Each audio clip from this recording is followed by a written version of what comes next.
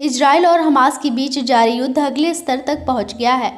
CNN की report के मुताबिक रविवार को इजरायली सेना कथित तौर पर गाजा में घुस गई है। इस दौरान 7 अक्टूबर के बाद पहली बार इजरायली सेना और हमास के लड़ाकों का आमने सामने टकराव हुआ।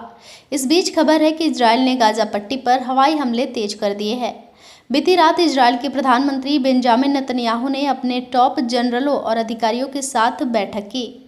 इजरायल ने हमास पर ज़मीनी हमला कर दिया है। कई रिपोर्ट ऐसा दावा कर रही हैं, लेकिन इसकी आधिकारिक पुष्टि अभी तक इजरायली सेना की ओर से नहीं की गई। हालांकि इजरायली सैनिकों का बड़ा जमावड़ा गाजा की सीमा पर नजर आ रहा है। इजरायली सेना के अधिकारियों का कहना है कि जल्द ही ज़मीनी आक्रमण शुरू होगा। इजरायल ने लेबनान के साथ लगती उत्तरी सीमा पर बमबारी तेज कर दी है। दरअसल यह आशंका बढ़ गई है कि ईरान समर्थित हिजबुल्लाह, जो हमास का करीबी सहयोगी है, इस युद्ध में कूद सकता है।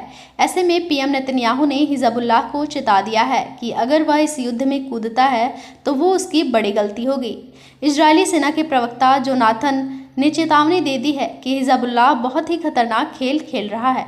उन्होंने कहा, वे स्थिति को और खराब कर रहे हैं।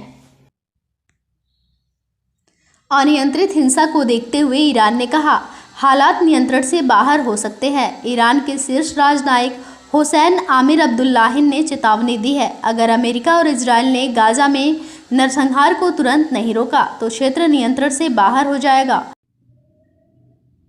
इस बीच गाजा में मानवीय सहायता भी पहुंच रही है। 17 सहायता ट्रकों द्वारा काफिला रविवार रात को घिरे गाजा पट्टी की राफा क्रॉसिंग में प्रवेश कर गया।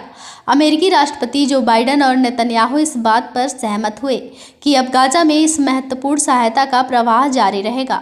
गाजा में मानवीय संकट के बारे में चिंता बढ़ गई है। संयुक्त राष्ट्र ने भोजन, पानी, दवा और ईंधन की आपूर्ति कम होने की गंभीर आशंका जताई है।